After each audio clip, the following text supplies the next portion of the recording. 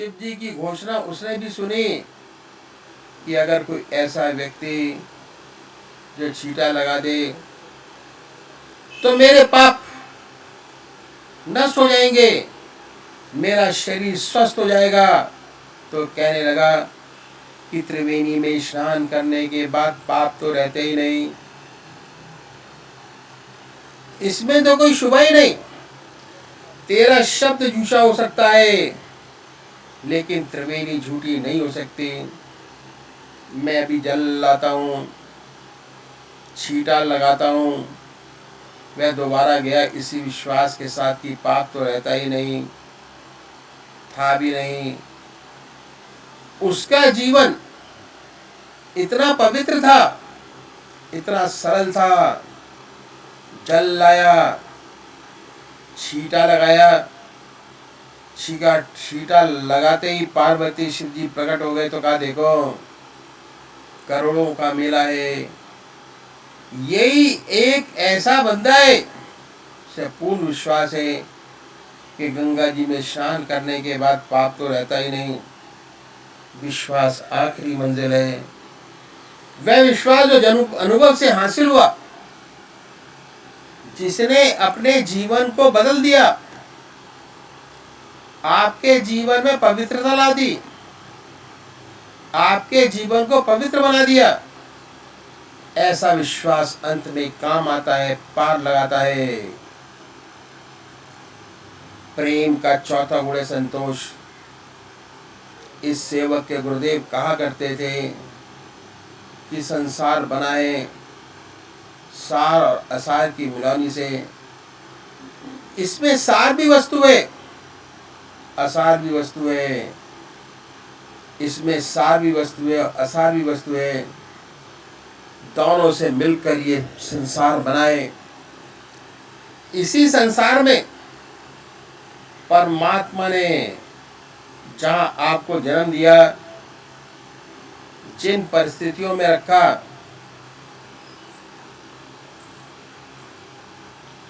उन परिस्थितियों में संतुष्ट रहते हुए उस परमात्मा के नाम को दिल और दांतों से पकड़ो। वह क्या करते थे, दिल और दांतों से, दिल से उस ईश्वर की याद करो, हृदय से प्रेम से उसको पकड़ो, सच्ची लगन से उसको पकड़ो। दांतों से क्या मतलब है, जब आदमी हताश हो जाता है, डूबता होता है, तब तिनके का सहारा ढूंढता है। अगर लगनलाई हो रही हो और बिल्कुल निराश हो चुका हो तो दांत से ही काटने की कोशिश करता है, दांत से पकड़ने की कोशिश करता है।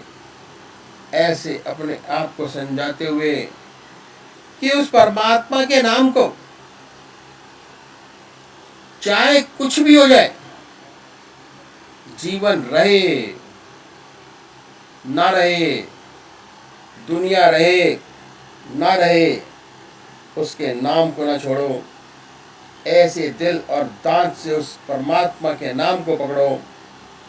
यही सार वस्तु है।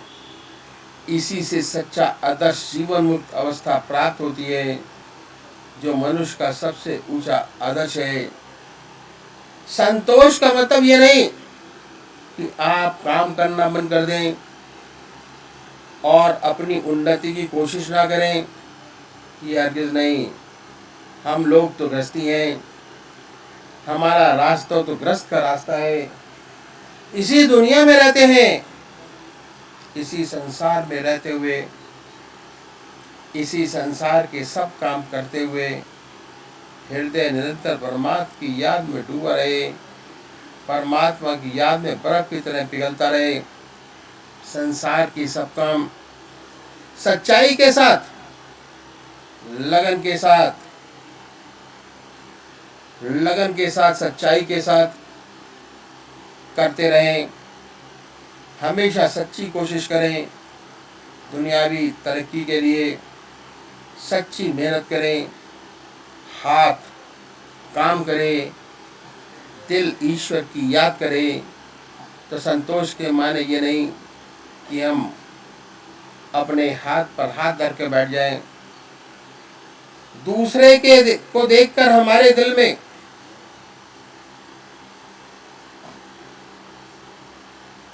द्वेष पैदा ना हो, बल्कि दूसरे को देखकर हमारे अंदर उत्साह पैदा हो। हम अच्छी मेहनत करें, ऊंची तरक्की प्राप्त करें। द्वेष से हृदय अपवित्र होता है, उसमें परमात्मा नहीं रहता। यह प्रेम का चौथा गुण है, संतोष। परमात्मा ने जिस हाल में हमें रखा, हमें खुश होते रहते हुए उसके नाम को दिल और दांतों से पकड़ो। सुख में भी दुख में भी। सुख आता है, भगवान के अर्पण हो जाता है कि हे प्रभु, आपकी दया कृपा है, आपकी दया कृपा है, जैसा चाहे वैसे रखें। जिनका जीवन ईश्वर में है, उन्हें कभी ऐसी खुशी नहीं होती कि वे फूले ना समाये। खुशी आई, भगवान की अर्पण हो गई। परम पिता परमात्मा आपकी देन है, जैसा चाहे वैसे रखें। दुख आया तो ऐसा भक्त परमात्मा के चरणों को और कस के पकड़ता है। वे जानता है कि इसका निवारण उसी के चरणों में है और कहीं नहीं है। वह परमात्मा की गहरी याद करता है। वह सोचता है कि शायद मुझसे कोई गलती हो गई, मैं भगवान से थोड़ा विमुख हो गया, जो कष्ट में पड़ा। तो परमात्मा को और कस के पकड़ता है। संतों की बड़ी सुंदर वाणी है। संतों ने कहा है कि मेरा मन सकल सुखों को धावे, मेरा मन सकल सुखों को धावे, पर कोई सुख हाथ ना आवे। जैसे सेवर की कर सेवा, सुआ बैठ पछतावे। सेमल का एक वृक्ष होता है, उस पर सेमल का लाल लाल फूल बड़ा अच्छा लगता है। सुआ जो पक्षी है, उस फूल को देखकर मोहित हो जाता है और इस आशा में बैठ जाता है कि इसमें फल भी बड़ा सुंदर है, बड़ा प्यारा और मीठा निकलेगा। जब फल आता है तो उसमें से रुई का डोरा निकलता है। बड़ा निराश होता है। ये दुनिया हमें बड़ी प्यारी लगती है, लेकिन धीरे धीरे जब हमें अनुभव होता है, तब ये पता चलता है कि ये तो रुई का डोरा है। हंस अकेला आया है, अकेला जाएगा। हाँ, तो जैसे कर सेमर की सेवा, सुआ बैठ पछतावे। और सांचो सुख दुख के भीतर है, इसे कौन समझाए। और यदि ऐसा दुख, ऐसी तकलीफ अगर आ पड़े कि जो हमारे हृदय को परमात्मा के नाम से जोड़ दे, हमारा हृदय परमात्मा की गहरी याद में डूब जाए, वह तकलीफ भी मुबारक। उसने हमें एक स्टेप आगे बढ़ा दिया। तो संत न सुख में सुखी होते हैं, न दुख में दुखी होते हैं। उनका ऐसा सुंदर जीवन बन जाता है। दुख आया, परमात्मा की ओर गहरी याद है। सुख आया, भगवान के अर्पण हो गया। तो यही विश्वास हो जाता है कि जब आखिरी समय आएगा तो अवश्य उसकी याद बनी रहेगी। यही भगवान ने कहा है कि जो मनुष्य मुझे याद करते करते अपना शरीर फूल की तरह छोड़ता है, वो मुझे पाता है। सच्ची आशा हो जाती है कि जरूर हमें आदर्श एवं सच्चा जीवन प्राप्त होगा और एक दिन ऐसा आएगा कि ज्योति से ज्योति एकाकार हो जाएगी। इस सेवक के गुरुदेव कहा करते थे कि निशाते जिंदगी है, निशाते जिंदगी है, जिंदगी का यों बसर होना। निशाते जिंदगी है, जिंदगी का यों बसर होना। निशाते जिंदगी में जिंदगी से बेखबर होना। लेकिन ये है सच्ची दुनिया। दुनिया के सारे वैभव आपके पास मौजूद हैं, लेकिन उससे उसका कोई ज्ञान नहीं। सारे वैभवों में रहता हुआ उसे इसका कोई ज्ञान नहीं, क्योंकि वह तो उसका हृदय सारे वैभव में रहता हुआ हमेशा अपने आत्मा के रस को चूसता रहता है, निरंतर ईश्वर की याद में लगा रहता है, उसी के आनंद में आनंद विभोर हो जाता है। इस सब का उस पर कोई असर नहीं पड़ता। तो ये है सच्ची जिंदगी। इसी संसार में है, इसी दुनिया में, इसी संसार में, इसी दुनिया में, सारे वैभवों के बीच, लेकिन हृदय परमात्मा से ऐसा लगा रहे कि हम पर इनका कोई असर ना हो। ये है सच्ची जिंदगी। यह है प्रेम का चौथा गुण, संतोष। प्रेम का पांचवा गुण है इसार, त्याग और कुर्बानी। एक दिया जलता है, एक दिए से दूसरा दिया जलता है। तेल बाती ठीक है तो रोशनी अच्छी देगा, धीरे धीरे चिराग की लौ में धुआं पैदा हो जाता है।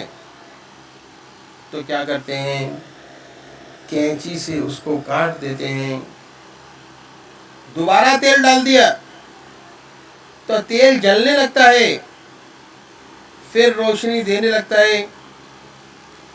जब परमात्मा की असीम दया कृपा से हृदय में उस परमात्मा का प्रेम जागृत हो जाए, तो ऐसे प्यार को फिर साधक को चाहिए कि त्याग की कैंची से उसकी लौ को सदैव प्रज्वलित करता रहे। ऐसा ना हो कि उसमें धुआं पैदा हो जाए। त्याग है शरीर का, त्याग है समय का, त्याग है धन का। ये सब त्याग हमें अपनी लौ को कायम रखने में मदद करता है। और सबसे ऊंचा त्याग है मन का, कि मन निरंतर उस परमात्मा की याद में लगा रहे, एक क्षण को भी उधर अधर न जाए। ये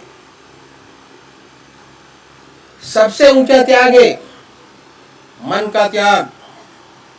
ऐसी लौ नाम की हमारे हृदय में जागृत हो जाए, जो निरंतर जलती रहे। और जब ये लौ निरंतर जलती रहती है, तब हमारे हृदय में अपना दीपक जल जाता है। फिर ये है सबसे ऊंचा त्याग। क्या? मन का त्याग। ऐसी लौ उसके नाम की हृदय में जागृत हो जाए, जो निरंतर जलती रहे। और जब ये लौ निरंतर जलती रहती है, तब हमारे हृदय में अपना दीपक जल जाता है। और दीपक जल के बहुत स्ट्रांग हो जाता है। फिर और दूसरे चिरागों को जलाता है। अध्यात्म का रास्ता एक चिराग अनेक चिरागों को जलाता है। दिवाली के दिन एक चिराग से अनेक चिराग जलाते हैं। जब आपके हृदय में उस परमात्मा की लौ जागृत हो जाती है, तो जो दूसरे दीपक आते हैं आपके संपर्क में, उसमें वही रोशनी प्रकट हो जाती है, लौ जागृत हो जाती है। ये रूहानियत का रास्ता। एक चिराग दूसरे चिराग को जलाता है, प्रवचन का रास्ता नहीं। हमें ऐसा चिराग बनना है जिसमें उस परमात्मा की लौ हमेशा जलती रहे। ईश्वर की याद हमारे हृदय में निरंतर चलते फिरते, खाते पीते, सोते जागते बनती रहे। निरंतर हमारे हृदय में प्रभु नाम की लौ जलती रहे। तब हमारे हृदय में ऐसी रोशनी होगी, ऐसा प्रकाश पैदा होगा कि दूसरे लोग आएंगे, उनके हृदय भी प्रकाशमान हो जाएंगे। कहते हैं कि पतंगा बड़ा प्रेमी है, लौ पर अपने प्राणों को नौछावर कर देता है और अपने आप को जला देता है। लेकिन ये भूल जाते हैं कि पतंगा कब जलता है। तब जलता है कि जब लौ खुद पहले जल लेती है, तब पतंगा उस पर आके जलता है। ये रास्ता अध्यात्म के विकास का, फैलाव का है। हमारे हृदय में सच्ची लौ जागृत हो जाती है, सच्चा प्रेम उत्पन्न हो जाता है, सच्चा प्यार उत्पन्न हो जाता है। प्रेम से परमात्मा मिलता है। प्रेम के दो विशेष गुण है जो मैंने आपके सामने रखे। विनय प्रेम बस भई भवानी, खसी माल मूरत मुस्कानी। विनय और प्रेम जब ईश्वर सद्गुरु कृपा से साधक के हृदय में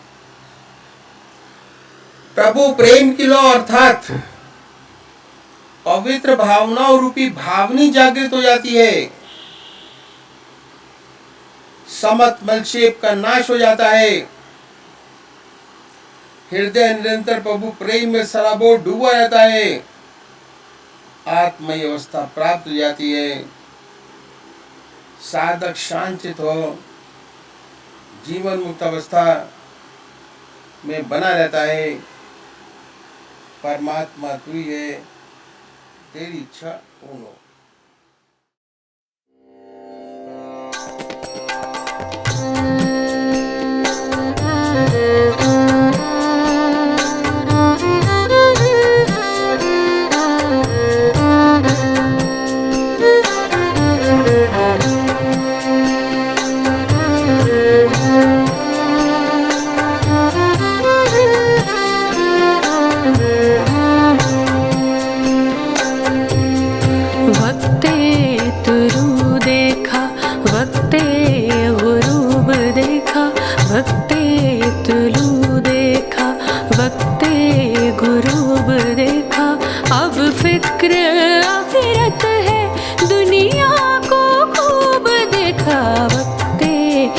गुरु देखा, वक्ते गुरूब देखा।